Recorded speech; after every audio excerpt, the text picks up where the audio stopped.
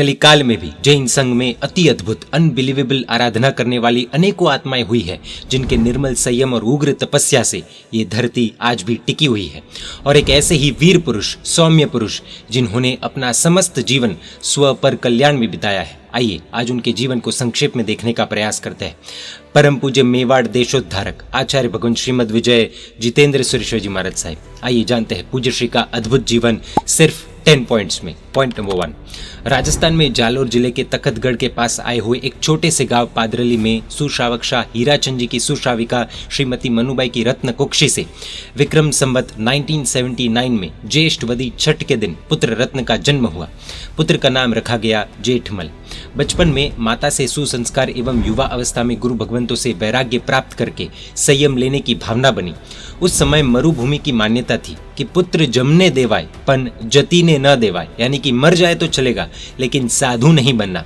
और ऐसे समय में मुंबई की मोह नगरी में पूज्य भानु विजय जी महाराज साहिब के वैराग्य में प्रवचन सुनकर दीक्षा के लिए हाई जंप लगाने हेतु जेठमल भाई का मन लालायित बना, किंतु परिवार के आग्रह से शादी करनी पड़ी। शादी के दिन आयम्बिल का नियम लिया और परमात्मा से प्रार्थना की कि जल्दी इस संसार से बाहर निकालना। पॉइंट नंबर 2, विक्रम संवत 2007 में पूज्य प्रेम सुरेश्वर जी महाराज साहब का चातुर्मास लालबाग सीपी टैंक में हुआ। बाद में पूज्य श्री की निश्रा में उपध्यान तप हुए। जेठमल भाई ने सोचा कि संयम की ट्रेनिंग मिल जाएगी और सत्संग भी हो जाएगा। मौका ठीक था और उपध्यान में प्रवेश कर लिया। मुमुक्षु मंडली के 11 मेंबर्स संयम जीवन की ट्रेनिंग लेने लगे और इस टीम के लीडर थे जेठमल जी। दीक्षा के लिए बहुत से संभव प्रयास किए और आखिर में नक्की किया कि इस चातुर्मास के पहले दीक्षा न हो तो आहार पानी त्याग। इस प्रतिज्ञा को सबसे पहले जेठमल भाई ने स्वीकारी और उसके बाद सभी ने प्रतिज्ञा ली। लीडरशिप का गुण इनके अंदर जन्म से ही था। सभी भाइयों की अनुकूलता होने के बाद एवं अपने 13 महीने के पुत्र की जिम्मेदारी अपनी माता को सौंपकर पति पत्नी दोनों ने सप्ताह के अंतराल में संयम जीवन ग्रहण किया। जेठमल जी एवं 4 अन्य दीक्षार्थियों की विक्रम संवत 2008 में ज्येष्ठ सुदी पांचम के दिन दीक्षा हुई। अपने गुरुदेव परम पूज्य भानु विजय जी महाराज साहब के चरणों में अपना जीवन समर्पण करके जेठमल जी दीक्षित होकर परम पूज्य मुनिराज श्री जितेंद्र विजय जी महाराज साहेब बने।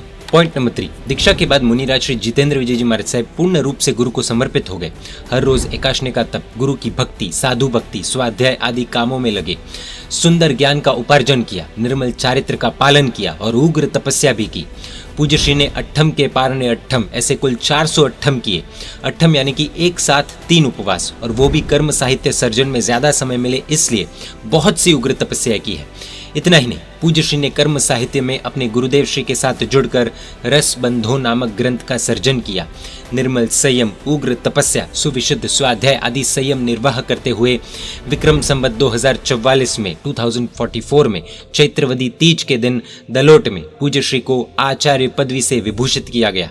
आचार्य पदवी के बाद शासन प्रभावना करते हुए मेवाड़, मालवा, मारवाड़, हाड़ौती, गुजरात आदि क्षेत्र में विचरण करके अनेक शासन सेवक और प्रभु भक्त तैयार किए, जिसमें प्रमोद भाया जैसे शासन समर्पित भी तैयार हुए। पॉइंट नंबर 4, पूज्य श्री की शुरुआत से एक विशेषता थी कि जो काम अन्य नहीं कर पाते वो काम करना। परम पूज्य आचार्य भगवान श्री प्रेम सुरेश्वर जी महाराज साहब की इच्छा थी कि मेवाड़ की भूमि पर कोई साधु विचरण करे, जिससे वहां के लोग जैन धर्म में स्थिर बने। पूज्य श्री ने मेवाड़ की पथरीली एवं कंकरीली भूमि पर, जहां मूर्ति पूजक श्वेतांबर जैनों के घर कम होने से कठिन विहार होता था, ऐसी भूमि पर विचरण करना शुरू किया। पूज्य श्री को बहुत से परिशहों और उपसर्गों का सामना करना पड़ा, लेकिन सभी परिशहों और उपसर्गों को सहन करते हुए पूज्य श्री ने अपने जीवन के 35 वर्ष 35 ईयर्स मेवाड़ की भूमि पर लोगों के कल्याण के लिए पूर्ण किए हैं। मेवाड़ की भूमि पर विचरण करते समय सादी एवं सिंपल गोचरी में प्रसन्नता पूर्वक निर्वाह करना, एक जगह से दूसरी जगह विहार के दौरान यदि पक्का पानी ठंडा करा हुआ न मिले तो लोगों के घर से थाली परात आदि मांग कर उसमें पानी ठंडा करना, वहां की प्रजा को पुनः प्रभु भक्ति के मार्ग पर लाने के लिए प्रवचन देना आदि, इन सभी कार्यों में भी समता पूर्वक अपने चारित्र का पालन पूज्य श्री सहजता से करते थे। पॉइंट नंबर 5, पूज्य श्री अपने प्रवचन में जिनागमों से संबंधित जबरदस्त तर्क शक्ति और ऐतिहासिक तथ्यों के अभूतपूर्व समन्वय से श्रोतागण यानी कि लिजनर्स के दिलों को अद्भुत तरीके से आकर्षित कर लेते थे। आइए पूज्य श्री के प्रवचन के दौरान बताए गए कुछ कथन जानते हैं। पूज्य श्री कहते हैं, हमें इसका उसका मेरा तेरा अन्य किसी का नहीं बनकर मात्र प्रभु भक्ति का दीवाना बनना है। अगर हम ऐसा करते हैं तो हमारा बेड़ा पार हो जाएगा। हिंसा का बहाना छोड़कर हम सभी को प्रभु भक्ति में जुड़ना होगा। प्रभु दर्शन, सेवा, भक्ति, पूजा में होने वाली अनिवार्य हिंसा मात्र विज्ञापन का खर्चनुमा होकर आखिर लाभकारी है। जल, चंदन, पुष्प पूजा में हिंसा का बहाना कर जो श्रावकों को सम्यक्त्व प्राप्ति रूप प्रभु भक्ति से दूर रखते हैं एवं जमीन कंद यानी कंदमूल, रूट वेजिटेबल्स, बासी और अभक्ष्य द्रव्यों का त्याग नहीं करते हैं, उन्हें कहना पड़ेगा कि उन्हें हिंसा का डर नहीं है बल्कि प्रभु भक्ति का द्वेष है। पूज्य श्री कहते हैं कि मैं कुछ नया नहीं कर रहा हूँ, मात्र आपके द्वारा भुलाई गई प्राचीन संस्कृति को उजागर कर रहा हूँ, मात्र अतिक्रमण हटा रहा हूँ। सभी को सुनो, सभी से कुछ न कुछ सीखो, क्योंकि हर कोई सब कुछ तो नहीं जानता, लेकिन कुछ न कुछ तो जानता ही है। पॉइंट नंबर 6, पूज्य श्री ने मेवाड़ की पुण्य धरा पर अनेक जिन मंदिरों की स्थापना की, अनेक जिन मंदिर के जीर्णोद्धार करवाए, कई संघों में प्रभु पूजा आदि शुरू करवाकर संघों पर उपकार किया। भीमगढ़ में जिन मंदिर की प्रतिष्ठा के दौरान स्थानीय लोगों के घर घर से सामग्री एकत्रित की एवं प्रतिष्ठा संपन्न करवाई, अर्थात पूज्य श्री लोगों की क्षमता एवं भावना के अनुसार जिन मंदिर की 1 लाख में भी प्रतिष्ठा करवाते और 1 करोड़ में भी। आज वहां के सारे घर संपन्न है। पॉइंट नंबर 7, पूज्य श्री की कुशलता, तीव्र बुद्धि और शासन भक्ति कैसी है उसका एक ज्वलंत उदाहरण एक प्रसंग के माध्यम से देखते हैं। एक बार दोपहर के समय पूज्य श्री और उनका मुनि मंडल, जिसमें कुछ छोटी उम्र के मुनि भगवंत भी थे, वे विहार करके एक गांव में पहुंचे। गांव में एक भी श्वेतांबर मूर्ति पूजक का घर नहीं था। सभी जैनों के घर अन्य संप्रदाय के थे, जिसके कारण गर्म पानी यानी कि पक्के पानी की कहीं पर भी व्यवस्था नहीं थी। दोपहर का समय, कड़ी धूप में विहार के बाद सभी महात्माओं को बहुत ज्यादा प्यास लग रही थी, लेकिन अब करे क्या, कहां से पानी लाए। पूज्य श्री ने जब ये देखा तो वे खुद घड़ा लेकर गांव में पानी के लिए घूमे, लेकिन पानी नहीं मिला। अंत में पूज्य श्री ने चौराहे पर जाकर पूछा, गांव में अजैनों के घर कहाँ है। तब ब्राह्मण ने पूज्य श्री से कहा, गुरुदेव हम बैठे हैं, आप हमारे घर से ले लीजिए। तब उन्होंने पानी भी दिया और लड्डू भी वहराया और कहा, मेरे गांव में ऐसे महान उग्र तपस्वी साधु, जीवन धन्य हो गया।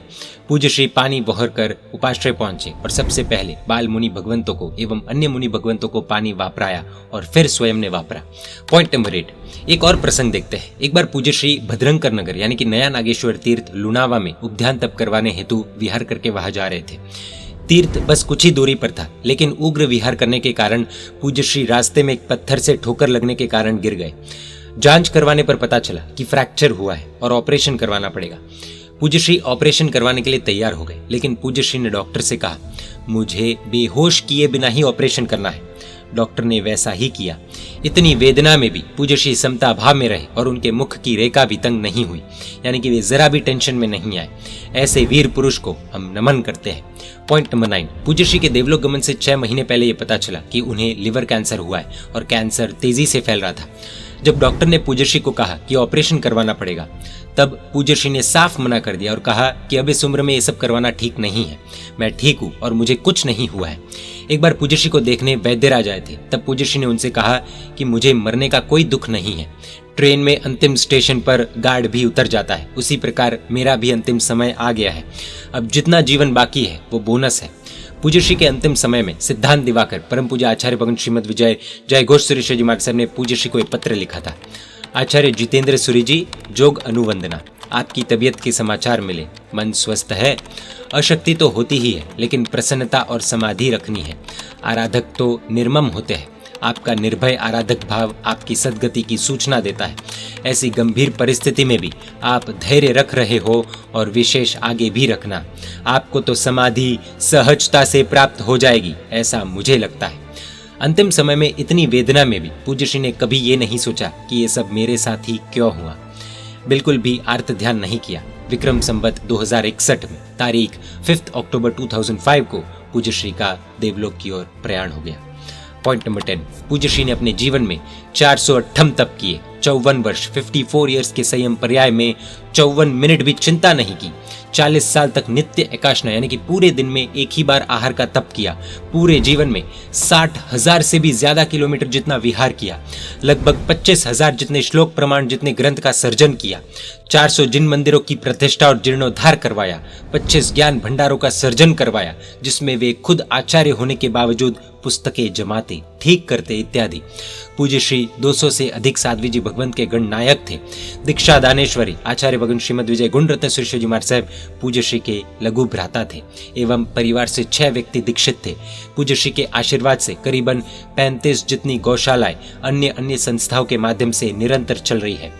वैसे भारत में 10 लाख से अधिक सैनिक हैं, लेकिन जो सैनिक सियाचिन में -5, -10, -15 डिग्री ठंड में देश की रक्षा करते हैं वे विशेष धन्यवाद के पात्र हैं। ठीक उसी तरह जिन शासन के सभी साधु साध्वी जी भगवंत शासन की धर्म की रक्षा करने वाले सैनिक हैं, परंतु जो गुरु भगवंत प्रतिकूल माहौल में, प्रतिकूल क्षेत्र, प्रतिकूल स्थिति में भी शासन और धर्म की रक्षा करते हैं वे विशेष धन्यवाद के पात्र हैं। ऐसे ही एक महान विभूति मेवाड़ देशोद्धारक पूज्यपाद आचार्य भगवंत श्रीमद विजय जितेंद्र सुरेश्वर जी महाराजा, जिनका इस वर्ष ज्येष्ठवदी छठ के दिन यानी कि तारीख 11 मई 2023 के दिन बारान राजस्थान में जन्म शताब्दी वर्ष का अद्भुत आयोजन किया गया है। ऐसे महान आचार्य भगवंतों की प्राप्ति जिन शासन को होती रहे, यही परमपिता परमात्मा से प्रार्थना। जय जिन शासन, जय महावीर।